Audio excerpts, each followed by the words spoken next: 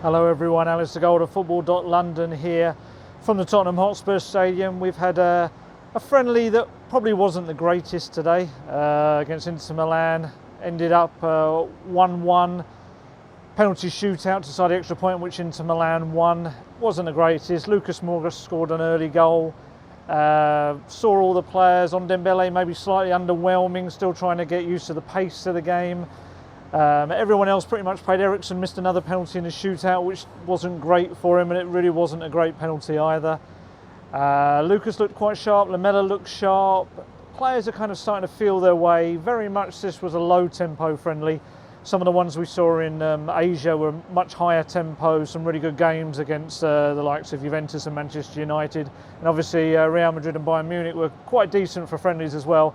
This was very much more like a summer friendly. Two teams not wanting to overexert themselves or pick up any injuries ahead of next weekend for the Premier League starting anyway. Probably what was more interesting was Pochettino's press conference afterwards. Far less combative as he has been in recent press conferences. I asked him about on Dembele. He said that he's very much kind of what I just said really. He's looking to adjust to the team. Still kind of taking his time to adjust to demands that Pochettino wants, and he said they're going to be very patient with him. He needs to kind of build up his fitness and also his knowledge of how the team plays. You certainly saw that today. He was very cautious at times in how to play and when to move and when not to. And that will obviously be something that comes. Very talented young midfielder, but it's going to take him a little while to get used to the Pochettino philosophy, which is very different to most other clubs. He was also asked about Dele Alli. Dele Alli's got a hamstring injury. He is concerned that he's starting to pick up quite a few hamstring injuries. I think that's his third in the last year or so.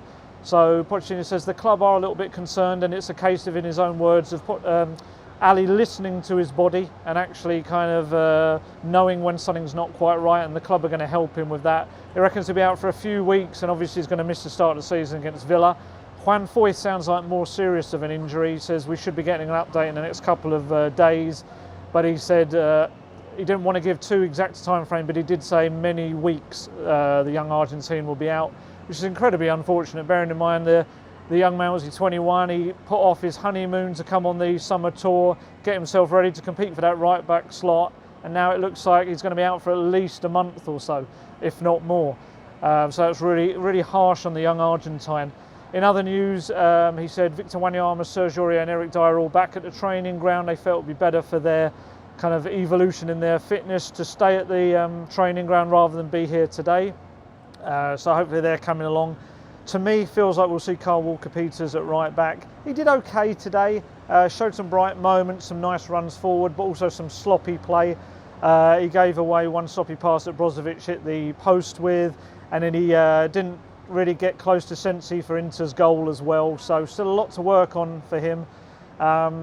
Maybe just needs that run of games that he hasn't had before. He's got a few minutes out in pre-season. Perhaps if he plays against Villa, and likely to be City as well if Aurier's not fit, it's maybe going to be a bit make or break for him, sink or swim stuff. What else did he say? He spoke about transfers very briefly, as he does.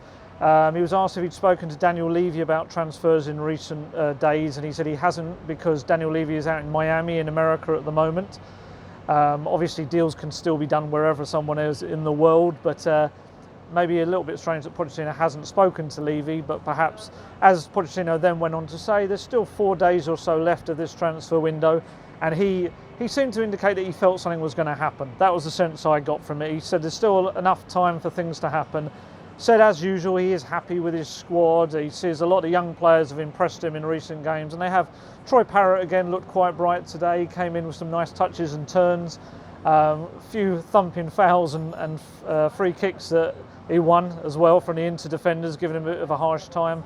I thought Harvey White came on, looked very good in the centre of midfield as well. He's been playing left back for most of the summer, but he looked very impressive actually in the centre, in a very young central midfield partnership with Oliver Skipp, who I also thought looked quite busy and bright today. I think with Tottenham, in terms of the transfers, it's going to be very much a case of they're going to have to maybe take a gamble. We know Eriksen, Alderweireld and Rose are the ones who potentially could be moving on, and we know also that all 3 of those players possibly are looking for moves abroad, and if that's the case, the foreign window's open longer in most circumstances than the English one, which obviously closes on Thursday. So Spurs are really going to have to take a gamble. Do they go, do they bring in Bruno Fernandes from Sporting? Do they bring in Giovanni Lo Celso from Real Betis and Ryan Sessegnon from Fulham ahead of that window closing, with the gamble that they may not be able to move on those other 3 players? For me, Fernandes is more of an Eriksen replacement. Lo Celso's a little bit different. He maybe can play in a slightly deeper role than Eriksen does. Eriksen occasionally plays in a deeper role, but I feel more Lo Celso's a slightly different player. Whereas if you look at the goals and assists, Fernandes is maybe more of that Eriksen replacement. Spurs maybe just have to take that gamble. If there's one summer maybe where they end up having spent more, bearing in mind they haven't spent it in the last 2 summer windows, I think you move for those 3 players. The Dybala talk will not go away for now. United obviously trying to get him as well. As I've said before, Spurs certainly were having a go to trying to get him. There is that kind of competition from Manchester United who want to throw Lukaku into the deal as well for Juventus, and I hear there's some other little complications and bits and pieces, and not ownership issues but more to do with sponsorship issues as well that are causing some problems financially in terms of getting a deal done.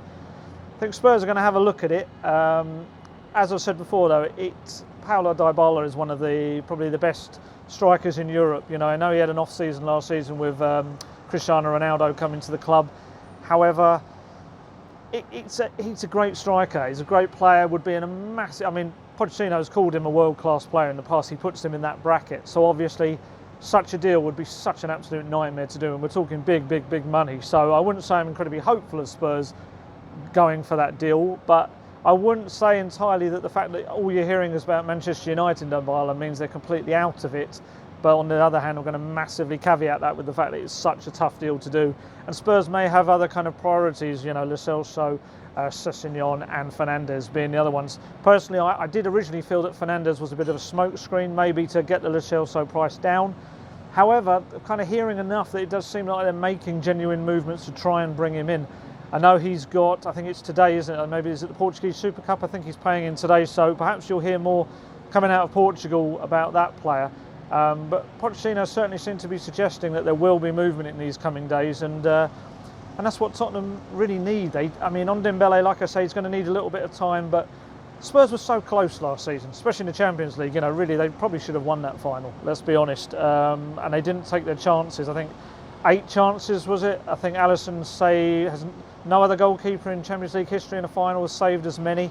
Don't get me wrong, they weren't the greatest of shots, but still, that shows how close they were. In the Premier League, maybe more of a difference. I think it was 13 defeats, was it, in total? That's certainly something that needs to be remedied, and you need new faces to do that.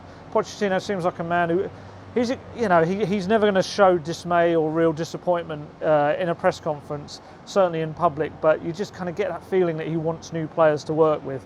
And I feel they will happen. I don't think Dembele and Jack Clarke are going to be the only 2 signings Spurs are going to make. I think we'll see a few more in the coming days, and I wouldn't be stunned if there's a surprise name. They're always, with Tottenham, there's someone comes out of the woodwork quite late on, maybe a late deal that crops up that Levy hears about and he goes for, and that very much could be the case again for Tottenham. But I think we'll see a few incomings, and I wouldn't be stunned if we see 1 or 2 departures. Likes of Nkudu came on today, little kind of bright moments, but nothing in the way of end product. Obviously, he did set up Eric Lamela the other day. I think I'd be stunned if he's still at the club come the end of both all the transfer windows, the foreign ones included. And you do wonder whether we might lose Eriksen or Rose before the foreign windows are up as well. It could be a real week of turmoil and change, but I don't know if that's such a bad thing for Tottenham. Pochettino spoke about his painful rebuild, and I think that's maybe kind of what he's after. I think it's something that there was a lot of fan favourites out there, players that we've seen tread this turf, and obviously White Hart Lane and other stadiums around us, that terrific players, fans favourites, but ultimately haven't really got the job done for Tottenham. And perhaps that's where Pochettino's looking for the next step, the next level, a new kind of bunch of players. It was maybe a little kind of hint towards that when I asked him about Dembele. He said, it's tough for the Frenchman. He's come in as our only new signing coming into the club, and sometimes when there's a group of new signings, they can adapt together, feed off of each other, work, compete against each other, whereas he's very much coming in just as this guy, like, oh my goodness, what's everyone doing, these ridiculous training regimes, trying to get the hang of it all. So I did kind of feel that was a little bit of a hint, as if to say he did obviously want more players to come in pre-season, new players, and that hasn't happened. However, if they're going to come in over the next 4 days, then it's up to Pochettino to integrate them. We know players do struggle slightly when they don't have that pre-season, the Pochettino, but it could come to benefit them towards the second half of the season once they once they get the hang of it. And I did feel last season they started quite well, and the second half was where they started to tail off a little bit, especially with the Champions League as well. So if they have those extra numbers, they're getting used to training, then it could end up still being a very successful season for Tottenham. Let's be honest, we're not talking about an absolute crisis. We're not talking about a team that desperately needs signings because they were struggling. We're talking about a team that just needs those extra signings just to take them onto that next level, a level that this amazing stadium behind me deserves. So let's see what the next few days brings. Keep an eye on football.london, and I'll be trying my best to update you on everything I can.